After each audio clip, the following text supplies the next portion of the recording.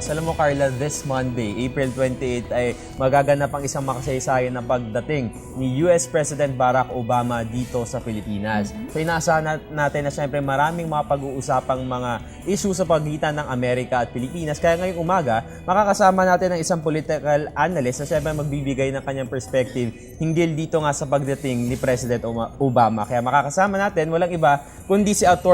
Trixie Angeles. Good morning, ma'am. Magandang umaga. Alright, so first up, tingin niyo po ano yung mga reasons kung bakit po bibisita si President Obama dito sa Pilipinas? Generally naman, ang reason pagka dumadating ang US President dito, hindi naman ito ang first time, ay regional geopolitics. So, ano yung role ng United States dito? Ano ang interest nila dito sa area natin? So, matatrack natin dyan depending on their funding. So, alam natin nagpapadala sila ng US troops dito to address terrorism. So, yun yung first usually na agenda nila. Maraming pinondohan ang US dito in terms of law enforcement, anti-terrorism activities, both with the PNP and with the AFP. So alam natin na magpapa-update sila with regard to that. Of course, we cannot ignore the elephant in the room, andyan ang China. So with the looming possible agreement between the US, Japan, and the Philippines regarding yung aggressive moves ng China, definitely meron tayo ditong magiging, at least merong assessment. Although I doubt kung magagawa pa sila ng commitment at this time considering influx pa yung sitwasyon. And then of course there is the war on drugs. Marami rin pinondohan ng US dito, so magpapa-update sila.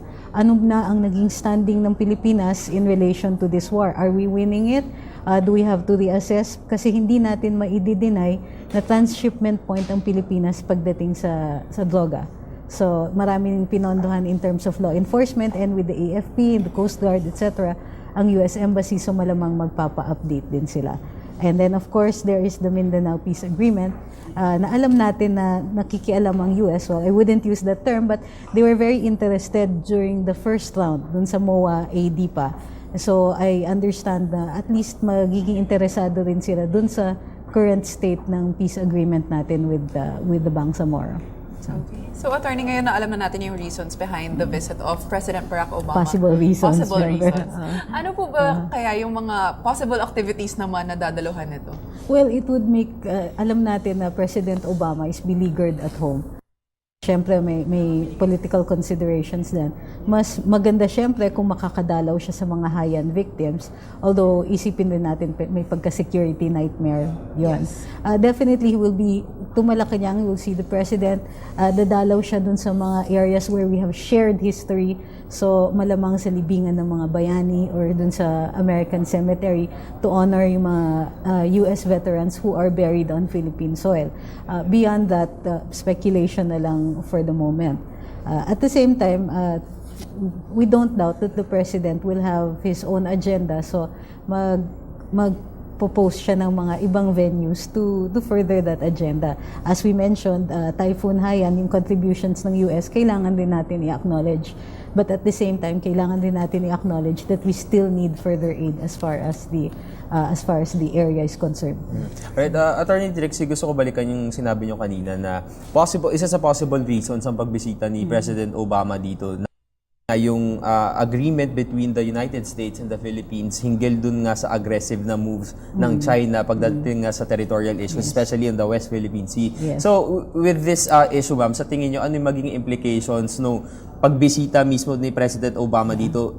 Tingin nyo ba na possible na mas maging aggressive patuloy yung China dahil po dito? What we see is not exactly what we get pagdating when it comes to diplomacy. Minsan, pwede tayong mag-ingay pero we're not backed up by anything. It's possible also na yung ingay, yun na yung act of aggression pero hindi siya mababack up by any military action. So, kailangan din natin ma-analyze kung yung actions ng China on its aggressive moves, kung malilimit lang siya dun sa moves na ginawa niya so far. Gagawin ba nila ito to the point that they will push it towards a military action? Hindi rin natin sure kasi i-assess natin, is it good for China to do that? Kaya ba nilang gawin yon? Right now, meron sila within China nagkakaroon, for the first time ever, nagkaroon ng parang labor movement, nagkakaroon na sila ng strikes. So yung economic base ng China, medyo na-threaten na ngayon. Malaking economic power sila based on their cheap labor. Pero nagbabago na yung factor na yon. So kailangan na rin ng China i-address yon. It's possible na ito yung isang reason kung bakit aggressive sila. Alam yung rules sa international relations, when you have internal unrest, you create a foreign enemy para nag-unite yung mga tao ninyo. So it's also possible that this is China's internal politics at play here. So iti-take natin into consideration yan with regard to the US and what the US can do. Ganun din, ang US naman, they create allies to quell political and internal unrest. So magbabalanse din tayo. We understand that no matter what the interests are here that are mutual, they're always based on the self-interests of the various countries. So ano yung self-interest ng US dito? Always it has political. Always they understand din na malaki ang role ng Philippine geopolitics dito, yung location natin. Kaya nga tayo nag-figure prominently in the war on drugs, yung mga international aspects of law enforcement, very significant ang Philippines. So, remember that the US was also very interested in Mindanao because of the war on terror. So we also have to consider that it is their self-interests that are protected kapag may peace in Mindanao. What we're looking for here is a mutual area of agreement where we can converge. And Attorney, let's talk naman about the Philippine side. Ano naman po kaya yung mga concerns na unang-unang possible mai-address ni President Aquino? Well, I think that one of the things that he should address, even if he doesn't, is yung bayad ng US Navy dun sa Tubataha Coral Reef. Yes. Kasi hanggang ngayon di pa sila nagbabayad at in-acknowledge naman nila to. In-acknowledge ng US Navy na may kasalanan sila dito. Nila yung damage, but at the same time, hindi pa sila nagbabayad. And as you know, the Tubataha Coral Reef is a World Heritage Site. So, ibig sabihin nito, yung outstanding universal value ng Tubataha Coral Reef means that it is in the interests of all the nations, of all humanity to protect Tubataha, its biodiversity, and its coral reef for what, not only for what it represents, but for its actual value as a hotspot for biodiversity. So, we're waiting for that one. Of course, ang ibang agenda natin is yung mga continuing aid na binibigay ng US, particularly in terms of disaster relief. One of the first to respond, of course, ang US, and we're very grateful for that. And at the same time, I'm sure interesado sila on how that aid is going to had been spent, and if the kind of aid that they have been giving is consonant to what the goals they had were, the goals in mind that they had. So for us, we're interested in what they can give. For them, they're interested in how it was spent. Attorney Trixie, sa pagdating po ni President Obama, sa tingin niyo po ba may intel na tayo kung sino-sino pa po yung makakasama niya? Wala pa po eh. I think for purposes of security, medyo very tight-lipped sila, even about the activities. And I don't blame them because the US President is a prime target for anything. Particularly dito, we're anticipating already a lot of rallies. Yes. So, as a matter of fact, nag-announce naman yung mga cause-oriented groups and other interest groups about that they do intend to send a message to President Obama. Pero one-day visit lang to, diba? Parang kay President Bush before, one-day visit lang or magsistay siya ng ilang araw? It's a short visit. Okay. So, posible na hours lang. Okay. Okay. So, Attorney Trixie, magkakaroon po ba dito ng parang economic impact sa ating bansa ang pagbisita ni President Obama? Well, there's always an economic impact kasi part of what is always talked about is money. You know, when it comes to it, the US is interested possibly in higher things like security, etc. They're also interested in a foreign policy that will help quell the political dissent that is occurring right now, and a need to save the image of the presidency and protect the political party that he's associated with. At the same time, sa atin, almost always, primarily, the agenda is about money. So, the common ground na lang ang hinahanap natin between those two. As for economic impact, I'm not expecting a huge one.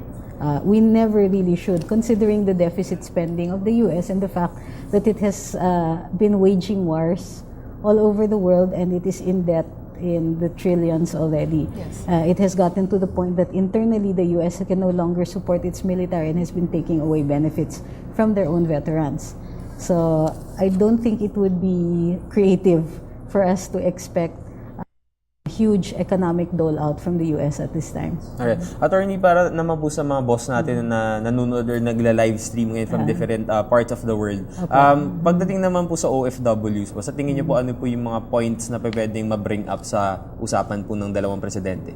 Well, of course, the protection of our OFWs, but the US has always been interested, particularly regardless of where our OFWs are located, whether they are in the Middle East or within the United States themselves or the continental US.